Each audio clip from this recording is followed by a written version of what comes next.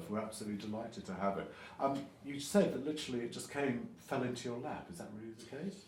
Yeah, I knew Jason Blum, the founder, and the guy that's the brains behind Blumhouse. I knew him when I was in America making films for Universal Pictures, and so when I was out there a couple of years ago, when my production of Backbeat was on the stage in Los Angeles, I looked Jason up, and he brought me up to speed that he'd done Paranormal Activity, which had gone to I think the 5th edition, very successful. And he said that he had this sort of new model of making films, and that I had to make a film for him. And I sort of said, well, your films are very kind of genre in the most sort of red in tooth and claw way, and let's see what your scripts are. And he showed me Curve, and I think Curve there was maybe another director was going to do it, so it was a little bit in the balance. And he also sent me some other scripts, and it was Curve was the one that just always stuck in my mind. And then about 2 or 3 months later, he said, it's available if you want it. So I said, yeah, and about 4 months later we were shooting.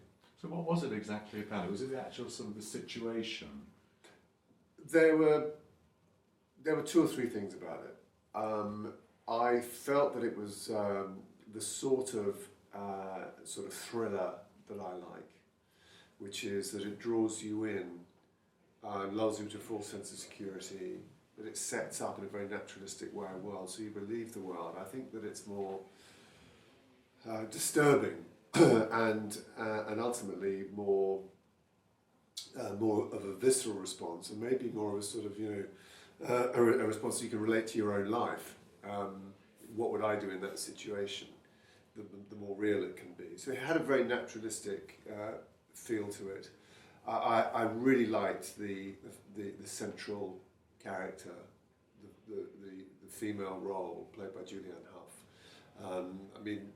I don't know whether it's by accident or design, but there have been a lot of very dominant women in the films that I have made.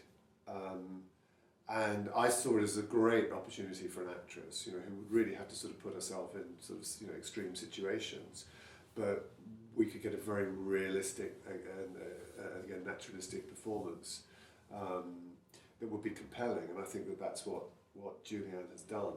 But it's also I guess this might be giving something away, but it's certainly about a female empowerment, and it's about a woman who's unsure about the control that she has on her life, and the situations that she finds herself in allow her to grow and become strong and become completely self-sufficient, self-reliant, and be her own person. So I really like that journey in it.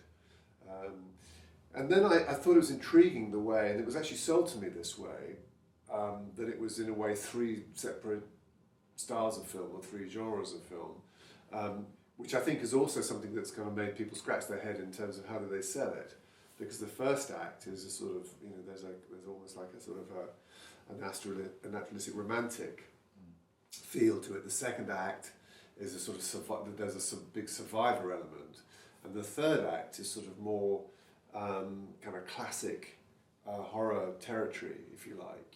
Whether it's The Hitcher or a lot of the people that worked on it saw echoes of Night of the Hunter.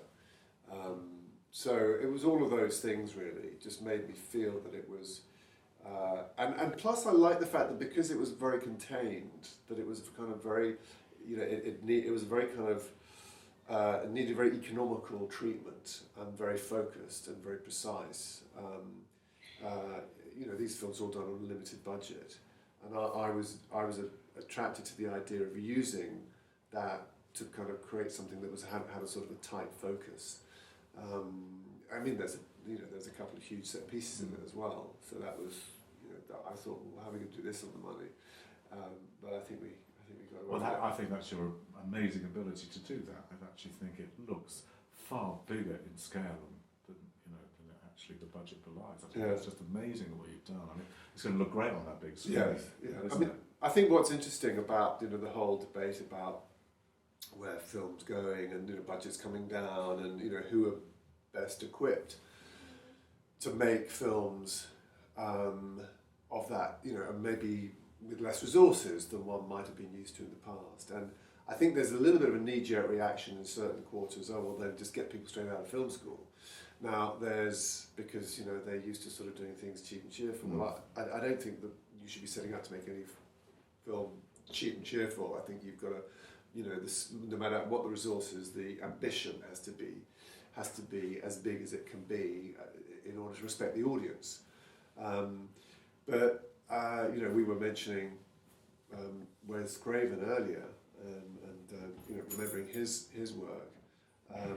I think that like all disciplines, like all crafts, there is a kind of interesting combination of voices, really, from people that are starting out. There's often the kind of great energy, but then what I've found in the films that I've made is that I couldn't have made this in the same way if it was my first or second film.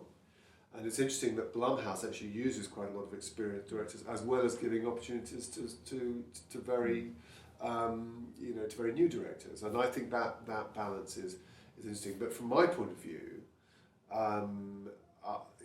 I think it particularly being able to handle a small budget and know where to focus the energy and the resources so that nothing's wasted, no time, no resources, and to give the impression of the biggest, most ambitious film from the smallest resources is something that me personally, have found much easier with the experience of having learned through other films. I mean, and then you've got the physical aspect of it, like when the water, the dam breaks. I mean, that it really gives it, again, as I said, a real sort of scale. Yeah, and that was something that we just looked at the budget, and I think everybody was scratching their head and said, how the hell are we going to do this? And it was just a question of, in a way, knowing the sort of sleight of hand or the way that your mind makes will fill in gaps, so that if you put key elements in, and also you have to have the crucial element of that is that Julianne had to be submerged in water, had to be in physical difficulty, and that kind of sells it. It's all about the actor, the right degree of interaction with the elements.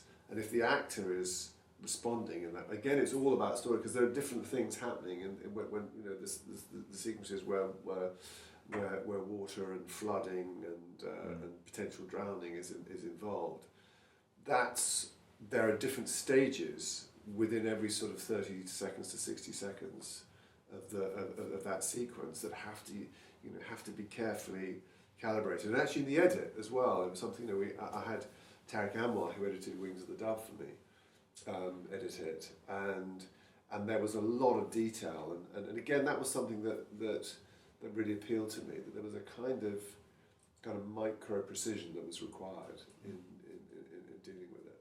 Would you work with Blumhouse again? Yeah, absolutely. I think that they're vibrant and they're a powerhouse of ideas and of films, and the films that they make. I know that along with other people, everybody's sort of looking for different ways of getting movies to audiences. But I think that the thing is that they do conceive things as movies, and they give directors director's cut. So I think that's a very kind of important selling point with directors. Great. Thank you so much. Thank you.